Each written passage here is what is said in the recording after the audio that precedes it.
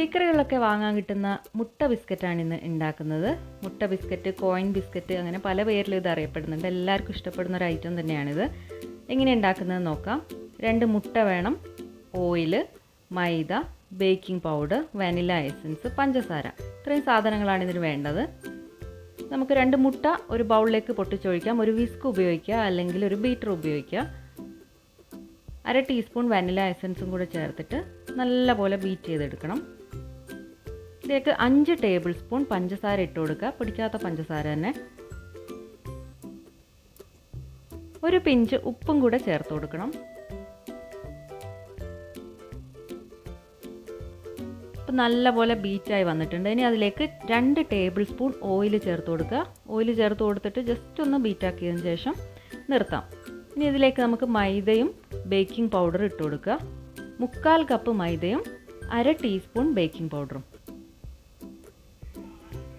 ഒരു 3 പ്രാവശ്യമായിട്ട് ഇട്ട് കൊടുത്താൽ മതി. നല്ലപോലെ ഫോൾഡ് ചെയ്തെടുക്കുക.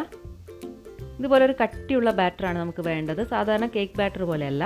ഇനി ഇത് ഒരു പൈപ്പിംഗ് ബാഗിലേക്ക് ഇട്ട് കൊടുക്കുക. അറ്റൊന്ന് പൊട്ടിച്ചതിന് ശേഷം ബേക്കിംഗ് ട്രേയിലേക്ക് ഇതുപോലെ ഇങ്ങനെ ഡോട്ടാക്കിയിട്ട് ഇട്ട് കൊടുക്കുക. ഓവൻ പ്രീ ഹീറ്റ് ചെയ്യാൻ വെച്ചിട്ടുണ്ട്. 180 ഡിഗ്രിയിൽ 10 മിനിറ്റ് പ്രീ ഹീറ്റ് ചെയ്യുക. ഇത് ഓവനിൽ മാത്രമല്ല, നമുക്ക് സ്റ്റൗ ടോപ്പിലും ചെയ്തെടുക്കാം.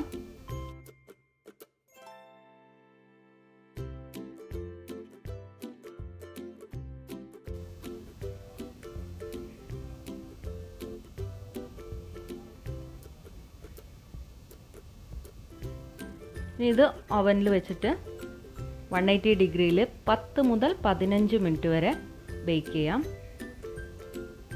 ഇപ്പം നമ്മുടെ ബിസ്ക്കറ്റ് റെഡി ആയിട്ടുണ്ട്.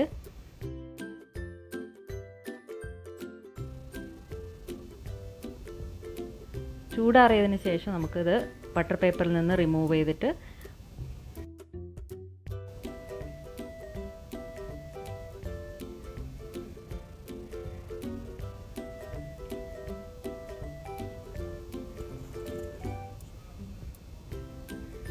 നല്ല ടേസ്റ്റ് ഉണ്ടായിരുന്നു. നല്ല ക്രിസ്പി ആയിട്ട് തന്നെ കിട്ടിയിട്ടുണ്ട്. എല്ലാവരും ഇതേ റെസിപ്പി ഫോളോ ചെയ്തൊന്ന് ഉണ്ടാക്കി നോക്കണം. ഇൻഗ്രീഡിയൻസിൻ്റെ കറക്റ്റ് മെഷർമെൻറ്റ്സ് ഞാൻ ഡിസ്ക്രിപ്ഷൻ ബോക്സിൽ കൊടുക്കാം.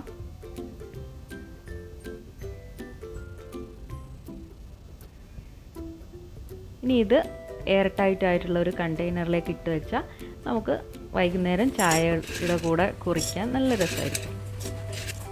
ഇഷ്ടമായെങ്കിൽ ലൈക്ക് ചെയ്യുക, ഷെയർ ചെയ്യുക, സബ്സ്ക്രൈബ് ചെയ്യുക. Thank you for watching.